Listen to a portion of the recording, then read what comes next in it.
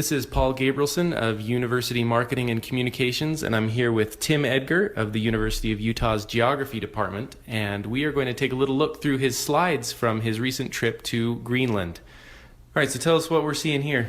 So this is the community of Tasselek. This is where we spent the majority of our time.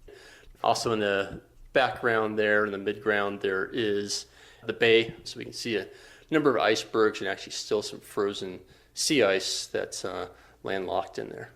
So you're telling me that Greenland is mostly bedrock, that they don't have a lot of soil. So I don't see many pipes or anything leading between these houses. How do they handle water supply and sanitation? A lot of people do not have running water or running sanitation pipes, so what they need to do is actually haul water to their home. For sanitation, there actually is a truck that will come around and pick up waste out of the home. So actually use a something that looks kind of like an outhouse, so to speak, with a 5-gallon bucket in it, and that truck will come by about twice a week, do rounds throughout the entire community, and pick up and dispose of the human waste.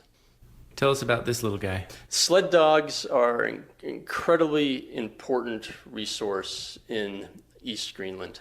This is how people will travel in the winter. And so this was a young pup that was not tethered down and was kind of walking around freely. So we spent a number of minutes petting it, and it was incredibly cute, but had very strong fish breath. Well, that is a perfect lead into this next picture. Can you tell us what we're looking at? Yeah, so this is actually somebody who's gone out and fished and caught these small fish here. I'm not certain what variety they are, but in this case, drying them to preserve them. Did that create kind of a fishy aroma in the air as you were walking around? Actually, it didn't at all. Okay, and where are we here? So this is the hostel/hotel that I stayed in for a while.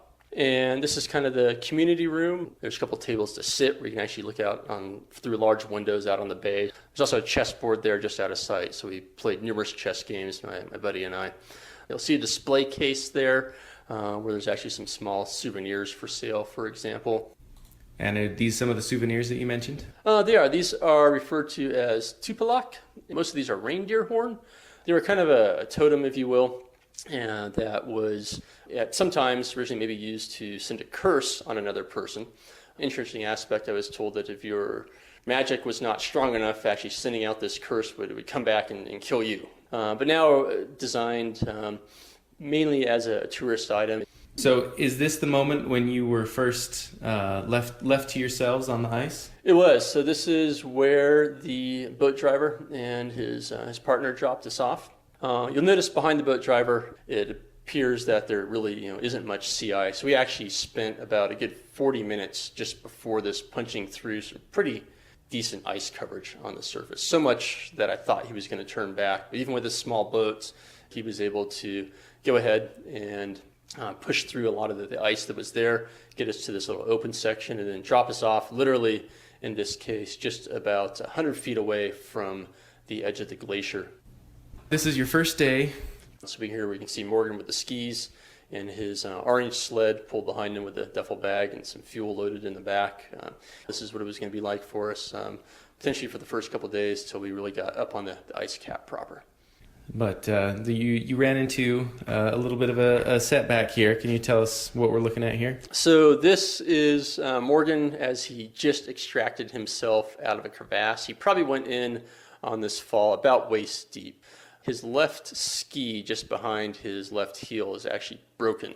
Really almost instantly I thought, okay, that's it, we're over. So the next 12 hours were kind of an emotional roller coaster in the respect where I thought, well, at first, okay, we can't go on, it's not possible. Then we talked about trying to repair the ski with some of the materials we had, and we could see over time that the ski was being flexed at the break point more and more.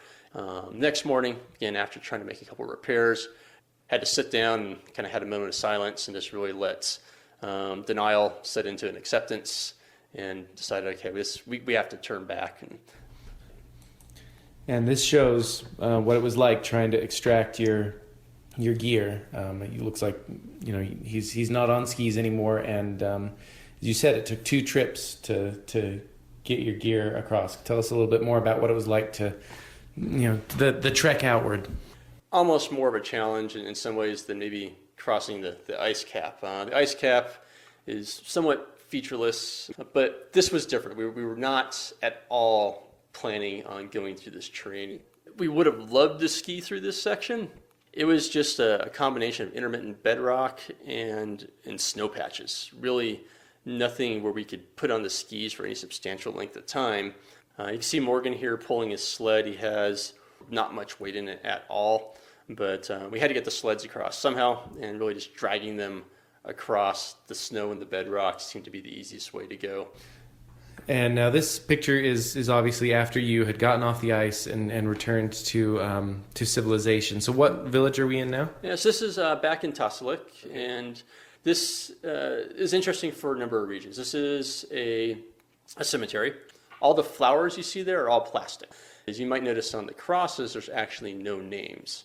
So when a person passes away, it's actually a taboo to use their name. Their name won't be mentioned again really until another birth occurs in the family, and maybe that child that's born will actually be given the name of the person that passed away. Okay, so tell us where we are now. So this is now in Kulusuk, really just a day or so before we take our flight out to Iceland and then return to the United States. And a lot of the communities have small museums. This is actually a museum set up by a husband and wife. What we see here, this is actually referred to as women's clothing or women's dress. And it might look like a pair of pants, but those are actually leggings. And this is also at that same museum? It is. This is just in the next room, and this is set up to be traditionally what it would look like inside one of their dwellings where they would live. So what we see there is a cook pot over actually a little stone vessel that would hold the seal blubber, where they would burn the seal blubber. We can see a drying rack actually above the cook pot where they would actually put their boots up to dry. There's actually a pair of boots up there with the red color right now. They laid out an example here. They had a couple different skeletons set out for examples. And so that was a seal skeleton laid out on a seal pelt. Where is this when you're leaving Greenland? So this video is our helicopter flight from Tasalik to Kulusuk. It was a very windy day. Helicopters are still able to fly safely, but getting out into the open ocean to what a lot of people refer to as the polar stream, you can still see a fair number of icebergs out. Will you ever do this kind of trip again? Yes. We had a fantastic time despite the lack of being able to achieve our objective. The trade-off in this respect was, even though we did not get to cross Greenland, we had a lot more cultural experiences than we ever would have had we done our crossing. We had some outstanding conversations with hunters that were in their 70s, and got to hear about some of the political situations, I guess you could say, between the East and West Greenland and how they varied and different. Will we go back? Absolutely. I really do hope to have the opportunity to go back and try the crossing again. Thank you very much for joining us, and thank you, Tim, for sharing your story. You've been listening to Tim Edgar of the University of Utah Department of Geography, and I'm Paul Gabrielson from University Marketing and Communications.